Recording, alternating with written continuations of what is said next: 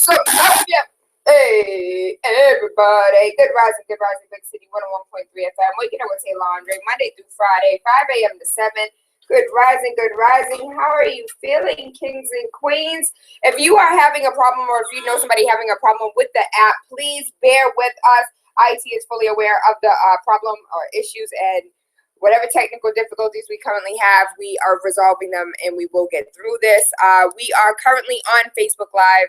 We're currently on Google Plus, which also equates to YouTube. So if you're unable to catch us live on Facebook or on Google Plus, then you can catch us live on YouTube. Let's just jump straight into the news. The Maine Republicans' plan also includes provisions. What happened yesterday? People sitting on the floor, the Senate floor. What's going on? Yesterday was a whole lot of hashtagging, and that's exactly what this presidential election is all about. Who's going to win with the most hashtags? Who's going to sit on the Senate floor and beg for gun control? Who got it? Nobody. So I'm in an uncomfortable position because I sit on the fence. And you know what happens when you sit on the fence. I believe I am a Second Amendment sister to the day I die. Rip my gun out of my cold, dead hands all day. But I also understand that we don't need semi-automatic, automatic assault rifles that can basically be used by a sniper.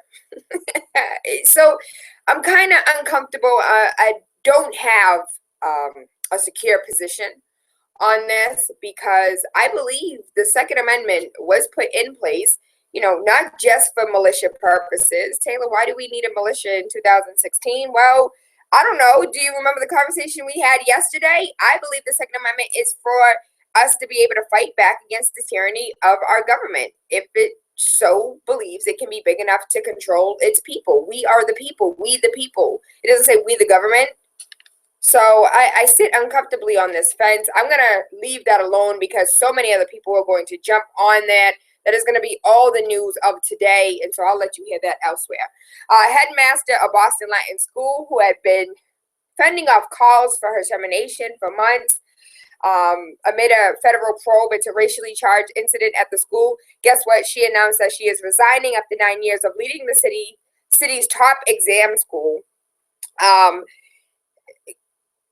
I'm just here for the comments. Some of the comments were like, you know, these kids were bullies. They bullied her out of her position. She should have been able to keep her job.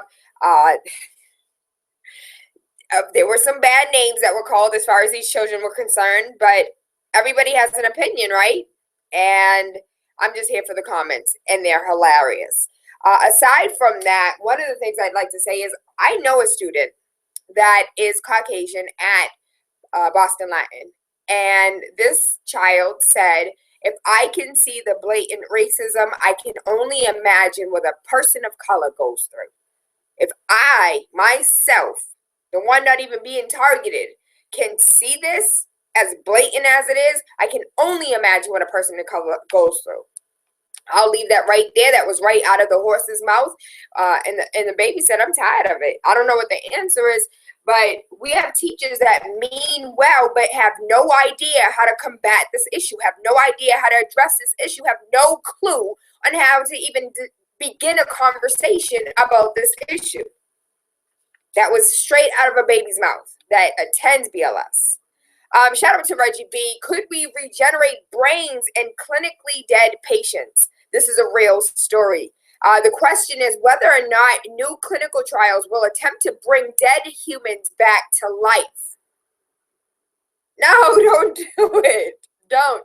The trial will be run by a biotech company called BioQuark, which is primarily focused on developing combinational biologics that get the heart of disease reversal rather than just treating the symptoms. They believe that stem cells can be used as a kind of reset button for the body, erasing cell damage and stimulating tissue regeneration. They claim that their research could potentially lead to complex tissue and organ regeneration, disease reversion, and even biological age reversal. Fountain of youth, here we come. Again, I love science, I love technology, but I see how we are trying to play God at the same time, and I don't think that's our role in life. I'm sorry, did they have all of this scientific awareness back when people in the Bible were living to be 147 years old and having kids?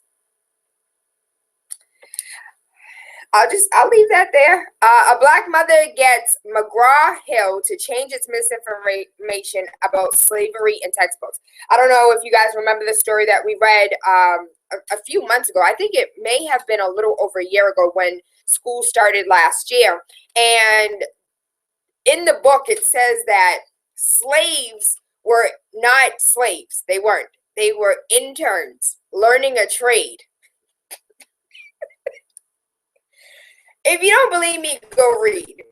Most of our textbooks, Massachusetts is a state where we don't have a uniform textbook law or code across the board. But in many states, they use the same textbook in every district, in every county, in every school,